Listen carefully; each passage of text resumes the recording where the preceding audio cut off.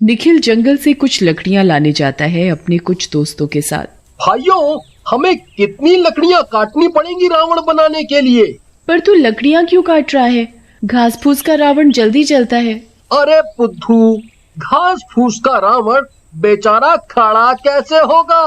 बिना लकड़ी के घास फूस का रावण ऐसे लगेगा जैसे उसकी रीढ़ की हड्डी टूट गई हो। सारे बच्चे मिलकर रावण बनाने का सामान इकट्ठा करते हैं और रावण बनाना शुरू करते हैं। अरे बच्चों, ये क्या सिर्फ रावण बना रहे हो? कुंभकर्ण और मेघनाद कौन बनाएगा?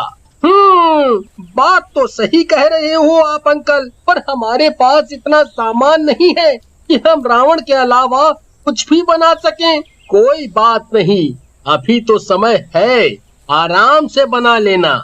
सुनो, अंकल ने बात तो पते की कही है।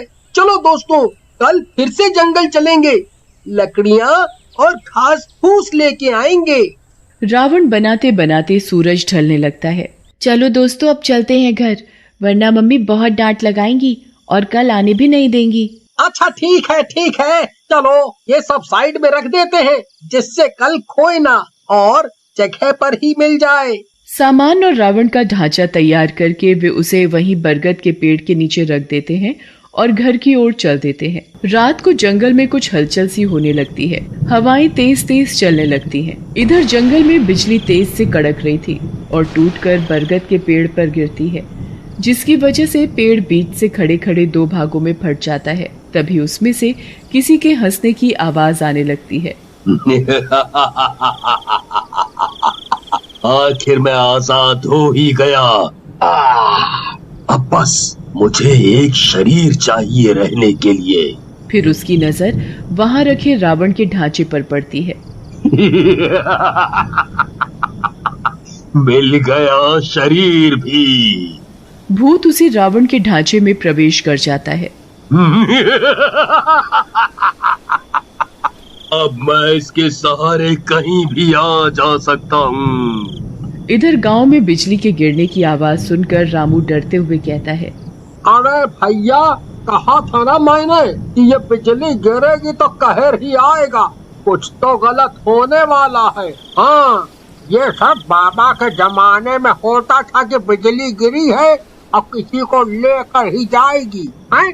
अब जाके चुप करके सो जाओ। हाँ। फिर अगली सुबह बच्चे खा पी कर वापस सामान लेकर जंगल में जाते हैं। अरे, ये रावण इस पेड़ के नीचे था, यहाँ कैसे पहुँचा? हाँ यार, रावण यहाँ कैसे आया होगा?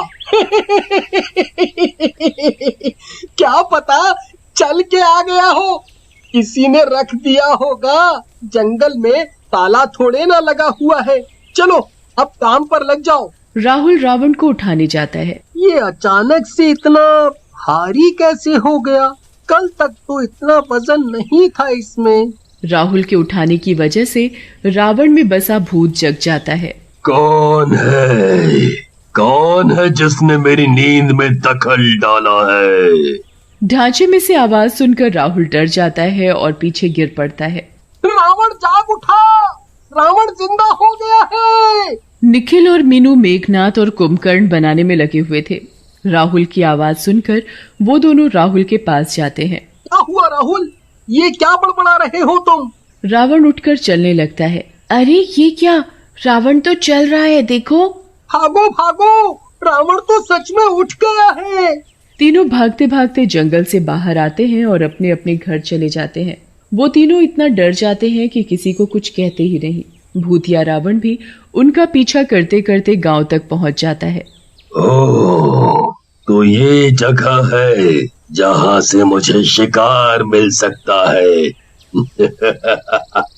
पर यहाँ मुझे सावधानी से रहना पड़ेगा। लोगों को पता चल गया तो मेरा शिकार खाना मुश्किल हो जाएगा।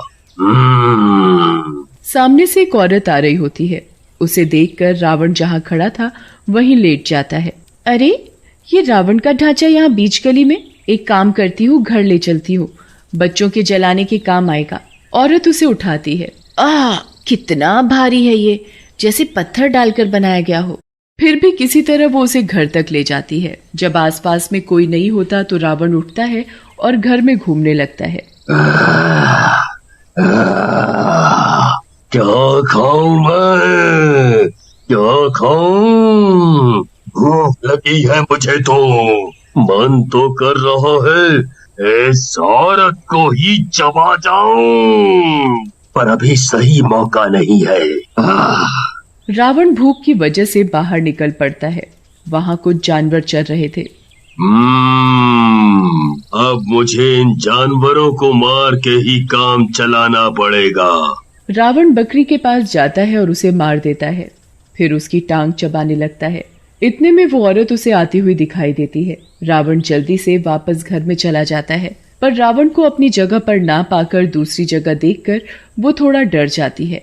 अरे, ये रावण बैकयार्ड से अंदर कैसे आ गया? औरत रावण को छूने जा ही रही होती है कि रावण आंखें खोल देता है और उठकर बैठ जाता है। औरत बहुत डर जाती है। अरे, ये कैसा रावण है? ये देख कैसे सकता है? मैं सिर्फ देख ही नहीं सकता, मार भी सकता हूँ। कहकर रावण औरत पर हमला करता है।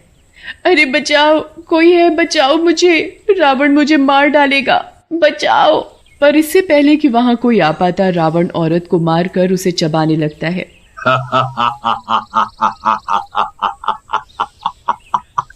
अब मेरा काम यहाँ खत्म। फिर रावण किसी और शिकार की तलाश में निकल पड़ता है। उसके रास्ते में जो भी पड़ता वो उसे मारकर खा जाता। 2-4 दिनों में ही पूरे गांव में हंगामा हो गया कि रावण लोगों का शिकार कर रहा है।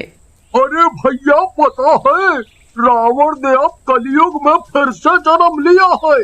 तो आतंक वो त्रेता युग में मचाता था, वही काम वो अब कर रहा है। लोगों को मारना, परिवार उजाड़ना, आतंक मचाना। बस कलयुगी रावण का तरीका थोड़ा अलग है, लोगों को दुखी करने का। अब तो ये लोगों को मार के खा जाता है। हाँ, देखो भैया, बच के रहना पड़ेगा, क्या पता अगला नंबर तुम्हारा ही हो। अब कौन होगा मेरा अगला शिकार? क्यों ना मैं कुछ समय के लिए इस ढांचे से बाहर निकल जाऊं। रावण के रूप में लोग मुझे देख पा रहे हैं। पहले मैं अदृश्य रूप में शिकार ढूंढ लूं, फिर मारने के लिए वापस इसमें प्रवेश करूंगा। भूत रावण का ढांचा जैसे ही छोड़ता है, ढांचा जमीन पर गिर पड़ता है। निखिल ये सब चुपके से देख लेता है। ओ, तो ये बात है, ये दिमाग पहले क्यों नहीं चला?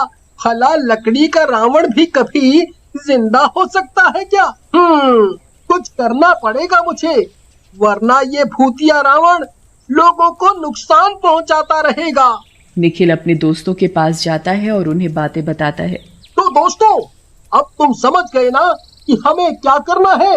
हाँ बिल्कुल, और हम ये करके ही रहेंगे। अपने गांव वालों को इससे छुटकारा दिलवा कर ही रहेंगे। करीब 2 दिन बाद अब दशहरा आ ही जाता है। लोग सज धज कर मेले में जा रहे होते हैं। वाह वाह, कितना बड़ा रावण बना है इस बार। हाँ, अरे कितने सुंदर सुंदर पुतले बनाए गए हैं, उधर भी तो देखो। वाह वाह, वाह वाह। भीड़ में खड़े लोग रावण दहन का इंतजार बेसब्री से कर रहे होते हैं। तभी एक आदमी जलता हुआ तीर रावण के पेट में मारता है। इधर निखिल, मीनू और राहुल रावण का पुतला तैयार रखते हैं और इंतजार करते हैं कि कब भूत उसमें घुसे। दोस्तों, मैंने इसमें रस्सी बांध दी है, अब बस भूत के आने की देरी है, फिर उसे हम मजे चखाएंगे। जैसे ही भूत ढांचे में प्रवेश करता है, निखिल रस्सी खींचकर उस पुतले को उल्टा लटका देते हैं। जय श्री राम। और जलता हुआ तीर भूतिया रावण के पेट में मारता है। अरे अरे बचाओ, मैं जल रहा हूँ। अरे मैं मर जाऊंगा। इससे अच्छा तो मैं बंदिश में ही रहता। बचाओ बचाओ। किसी ने सच ही कहा है, बुराई कितनी भी बड़ी हो या ताकतवर हो, अच्छाई उसे हरा ही देती है।